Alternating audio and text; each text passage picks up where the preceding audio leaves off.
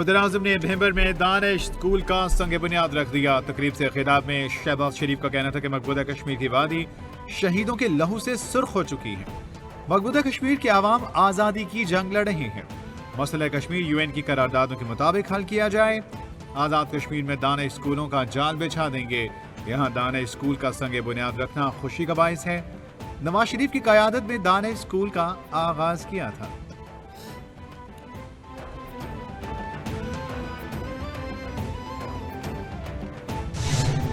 हुकूमत और PTI मुदाखलाती committee की चौथी बैठक के लिए इजलास 28 जनवरी को तलब। पाकिस्तान हुकूमत में हुकूमती ज़ैनी कमेटी का इजलास।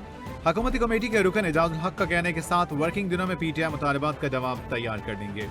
जुडिशल कमीशन बनाने या ना बनाने से मुतालिक कवानीन का जायजा लिया जा रहा है। अभी तक जुडिशल कमीशन से मुतालिक कोई भी हतमी फैसला नहीं हुआ।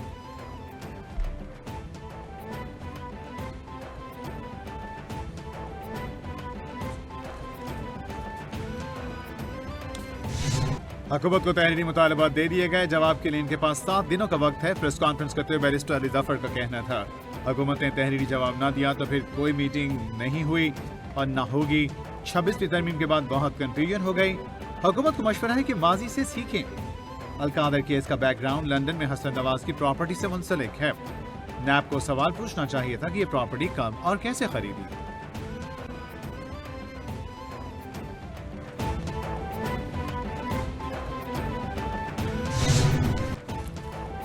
स्पीकर अयाज सादी की ज़ेर-ए-सदारत कौमी असेंबली का इजलास। उमर अयूब की स्पीकर से पॉइंट ऑफ ऑर्डर पर बोलने की दरख्वास्त। स्पीकर ने अपोजिशन लीडर को पॉइंट ऑफ ऑर्डर पर बात करने की इजाजत न दी। अपोजिशन अरकान का नशिस्तों में खड़े होकर एहतजाज। ऐवान को मछली मंडी बना दिया। पीटीआई अरकान का डेस्क बजाकर एहतजाज। अपोजिशन ने एजेंडे की कॉपियां फाड़ कर फेंक दी। पीका एक्ट 2016 में तरमीम का बिल कौमी असेंबली में पेश किया गया।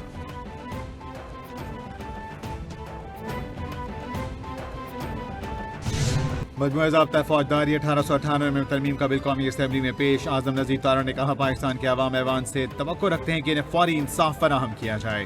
हुकूमती जिम्मेदारी है निज़ाम इंसाफ को साफ और शफाफ बनाए। ज़ाब्ता फौजदारी 127 साल पुराना है। निज़ाम में इतनी खराबियां हैं किसी पर कुछ साबित नहीं होता।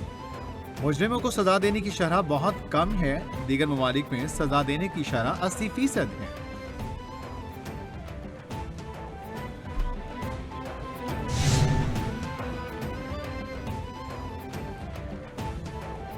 सेनेट की कामा कमेटी पर खजाना कारोबार पर मालियत की 1000 गाड़ियां खरीदने पर एफबीआर हुक्काम पर शदीद बरहमी का इजहार। गाड़ियों की खरीदारी रोकने की हिदायत कर दी। रुकन फैसल वावडा का कहना था कि एफबीआर मखसूस कंपनी से गाड़ियां खरीद रही है। वो गाड़ियां खरीदी जा रही हैं जिनकी वारंटी कम है। घाटे वाला मुआहदा किया जा रहा है। इससे बड़ा क्या स्कैंडल होगा? ये बहुत बड़ा स्कैंडल है। इसमें करप्शन की गार खोल दी गई है। इसको रोका जाए।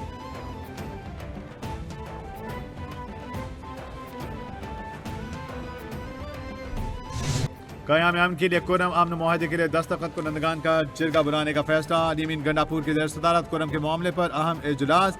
कुरम में गैर कानूनी बंकर्स को मिसमार करने का सिलसिला दोबारा शुरू करने का फैसला। महीने के आखिर तक 4 काफिले रवाना हो गए। कुरम अमन मुआहदे के दस्तखत कुनंदगान को जिरगा बुलाने का फैसला। जिरगे में मुआहदे पर अमल दरामद के सिलसिले में दस्तखत कुनंदगान की जिम्मेदारियों को उजागर किया जाए। इलाके में पुलिस की इजाफी नफरी तैनात होगी। मनफी प्रोपेगेंडा का मौसर और बर वक्त जवाब दिया जाए। बगन समेत कुरम के मुख्तलिफ मकामात पर सर्च एंड क्लियरेंस ऑपरेशन। सरकारी ज़राए के मुताबिक ऑपरेशन के दौरान बड़ी तादाद में गैर कानूनी हथियार बरामद। मुख्तलिफ मकामात 7 निजी बंकर्स को मिसमार कर दिया।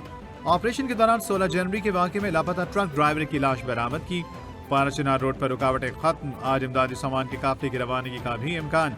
ग़ज़ाई अशिया से भरे 2 दर्जन ट्रक पाराचनार रवाना किए जाएंगे।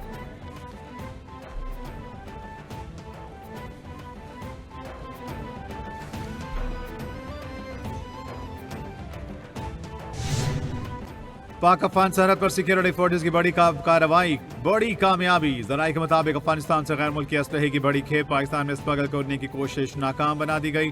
सिक्योरिटी फोर्सेस ने 8 जनवरी को पाक अफगान सरहद से मुतसिल गुलाम खान बॉर्डर टर्मिनल पर असलहा बरदार ट्रक कब्जे में ले लिया।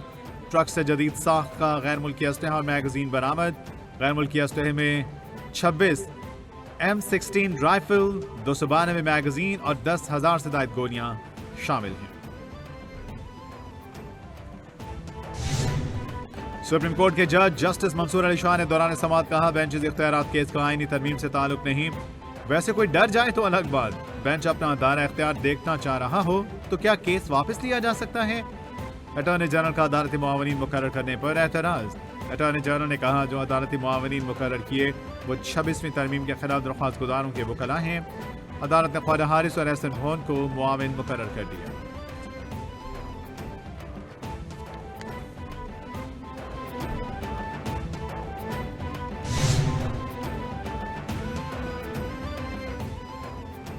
बेंचेस इख्तियारात केस अदालती मुआविन मुनीर मलिक ने फुल कोर्ट तश्कील देने की तजवीज दे दी। जस्टिस मंसूर अली शाह ने रिमार्क्स दिए, क्या रेगुलर बेंच सुन रहा था कि कमेटी से शिफ्ट कर सकती है? ये केस आर्टिकल 191A का है। कुछ केसेस टैक्सेस से मुतालिक भी थे। मुकदमा मुकर्रर न करने से मालूम नहीं नजर अब्बास का कितना ताल्लुक है। नजर अब्बास साहब, आपके साथ कुछ हो गया है। जस्टिस मंसूर और जस्टिस अकील पर मुश्तमिल 2 रुकनी बेंच ने समाअत की। वज़ीर आला पंजाब मरियम नवाज ने अक़लियती कार्ड का इजरा कर दिया। मरियम नवाज का कहना था कि अक़लियती बरादरी को उनका हक दिया है।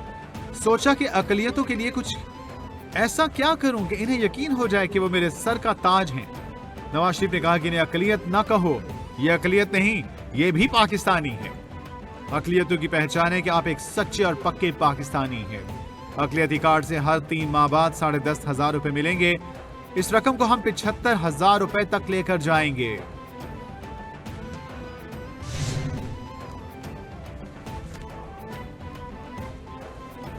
वज़ीर इत्तलात पंजाब अज़म बुखारी का कहना है, पंजाब में तरक्की, खुशहाली और अमन का दौर वापस आ रहा है।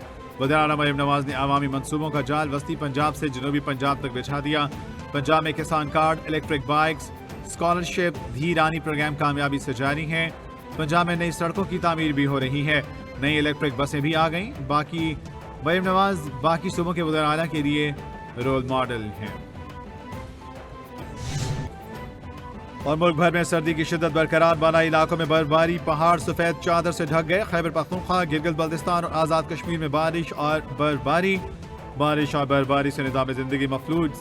सबसे ज्यादा बारिश मालिक जब्बा में 12 मिलीमीटर रिकॉर्ड। नीलम का इलाका ग्रेस, जागरा में सफेद चादर बिछ गई। वादी लीपा, पीर चनासी में भी बर्फबारी। बालाई इलाकों की राब्ता सड़कें बंद, मकामी लोगों को शदीद मुश्किलात का सामना।